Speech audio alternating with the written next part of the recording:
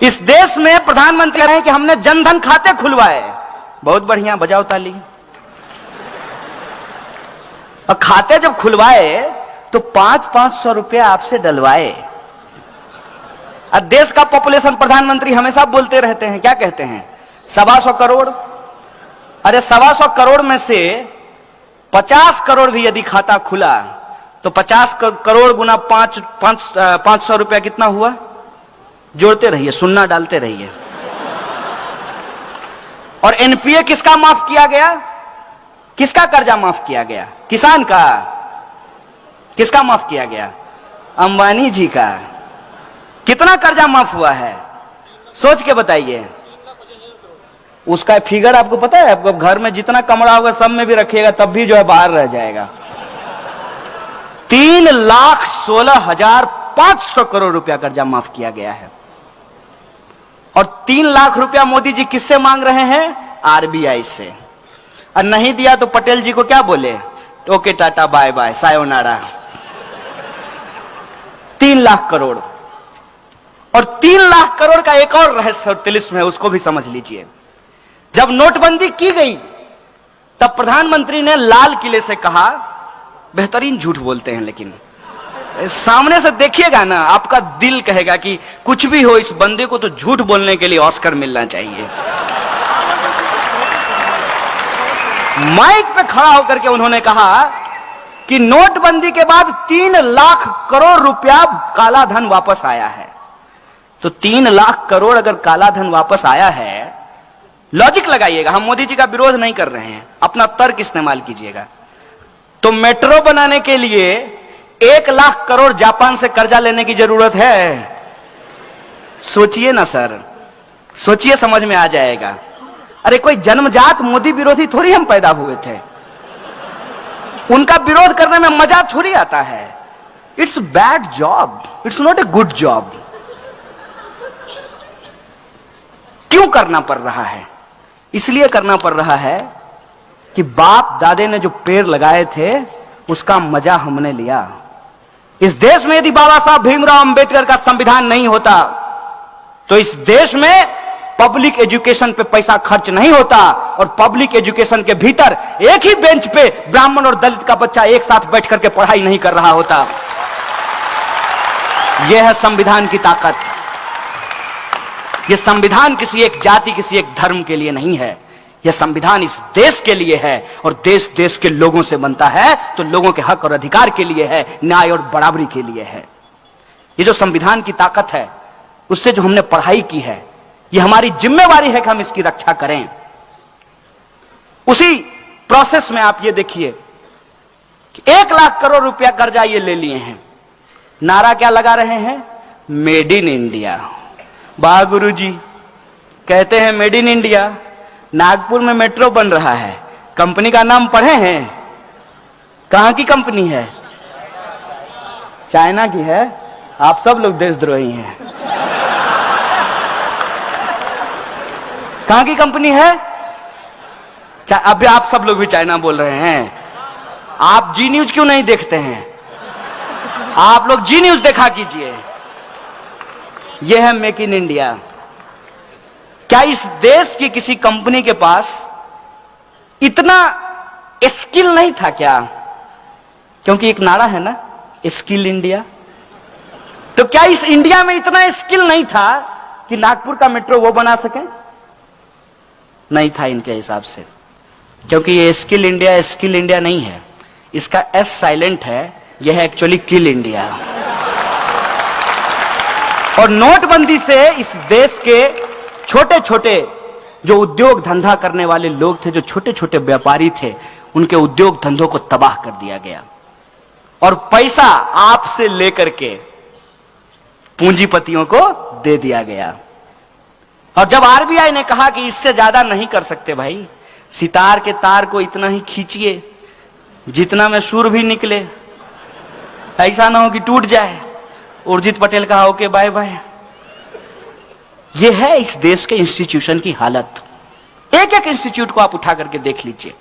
आप चुनाव आयोग को देख लीजिए, आप सीबीआई को देख लीजिए, आप आरबीआई को देख लीजिए, और आप पब्लिक सेक्टर यूनिट जो है उसकी स्थिति देख लीजिए। हर पब्लिक सेक्टर यूनिट को कहा गया कि आपको शौचालय बनवाने हैं, लेकिन शौचालय बनाएगा कौन?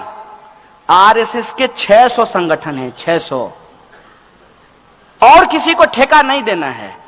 किसको देना है? यदा सदा वत्सल्य, सुबह सुबह जो जाकर के करेंगे उसको ही ठेका देना है। और वो क्या किया? वो सुबह में बाथरूम बनाया, शाम में लेकर के घर गया।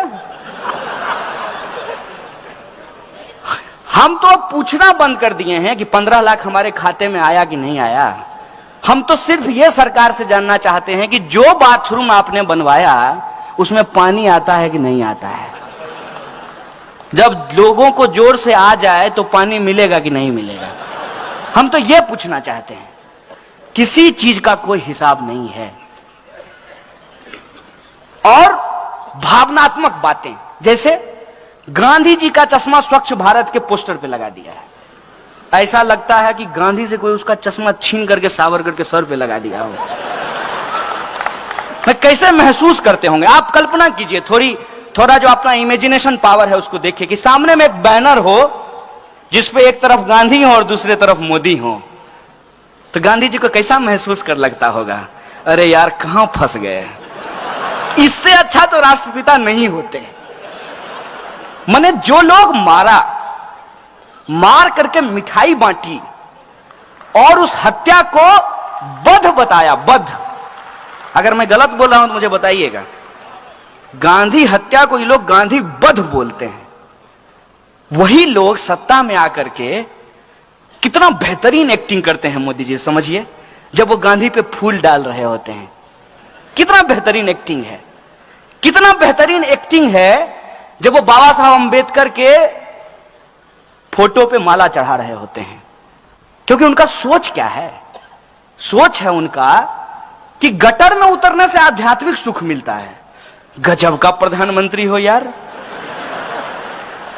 तो उनका एक वीडियो आया था, योगा कर रहे थे। मन किया कि पूछ लें कि गटर में कब उतरिएगा आध्यात्मिक सुख के लिए। कर्मयोगी नाम का एक पुस्तक लिखे जिसमें बोले कि गटर में उतरने से आध्यात्मिक सुख मिलता है। और उससे भी ज्यादा हमारे यहां बिहार में एक शब्द कहते हैं, ढीठ।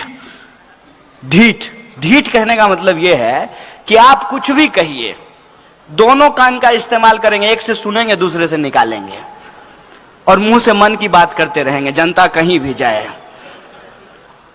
प्रधानमंत्री कहते हैं कि गटर के गैस से चाय बनाई जा सकती है।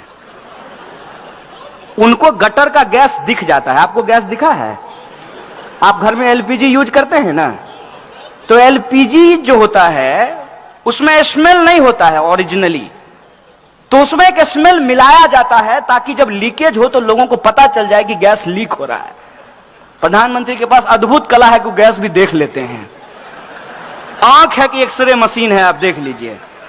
ऐसे ही थोड़ी उनको अवतार साबित किया गया है। तो बोले कि एक जब बार हम जा रहे थे तो गैस से जो है हमने देखा कि लोग चाय बना रहे हैं। अब इसको कोई भी कह देगा कि झूठ है। खुद प्रधानमंत्री के बगल में जब वो भाषण दे रहे होते हैं तो एक आदमी खड़ा होता है एसपीजी का, ऐसे करके, तो वो कहता होगा कितना बड़ा झूठा है यार। क्योंकि वो दिन रात उनके साथ रहता है। अरे अभी तो आए थे रास्ते में, कहां कोई जो है नाली के गैस से चाय बना रहा था, कितना झूठ बोलता है यार। तो बोले कि गैस से चाय बनती है।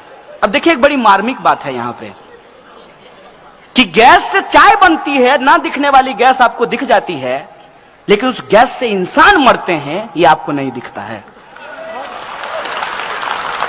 हर दिन आप अखबार उठा करके देख लीजिए, इस देश के किसी ना किसी कोने में जो मैनुअल स्कैवेंजिंग करने वाले लोग हैं, गटर में उतरने के चलते उनकी मौत हो जाती है। 9,000 करोड़ रुपया लेकर के एक पूंजीपति भाग जाता है, भागते रहता है। 2 योजना मशहूर है प्रधानमंत्री की, देश में पकौड़ा योजना और विदेश में भगौरा योजना है। ये जो है ये साहब एक किसी पूंजीपति से अगर उसका एनपीए ये वसूल लें, 56 इंच का सीना है ना, खुद ही कहे थे, तो अपना 56 इंच का सीना का इस्तेमाल करें और किसी एक पूंजीपति का कॉलर पकड़ करके कहेंगे कि सारा एनपीए सरकार के खाते में जमा करो, और एक पूंजीपति के एनपीए से इस देश में सदा सदा के लिए मैनुअल स्कैवेंजिंग को खत्म किया जा सकता है। लेकिन प्रायोरिटी होगी तब ना। प्रायोरिटी जनता कभी थी ही नहीं। इस देश के दलित, किसान, मजदूर, आदिवासी, महिला, अल्पसंख्यक, ये इनके एजेंडे में कभी शामिल ही नहीं थे।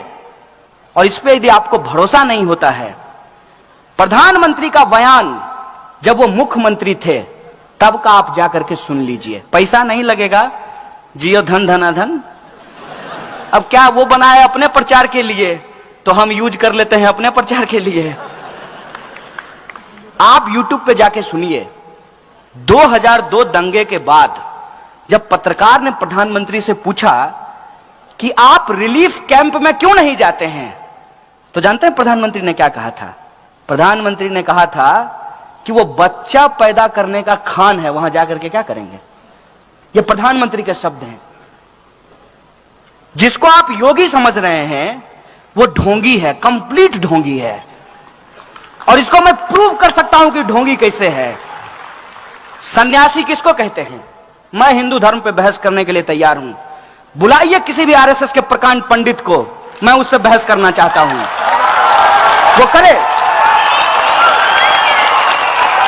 वो करे हमसे हिंदुइज्म की बहस। किस पे बहस करना चाहता है? रामचरितमानस पे, गीता पे, किस पे बहस करना चाहता है? सन्यासी किसको कहते हैं?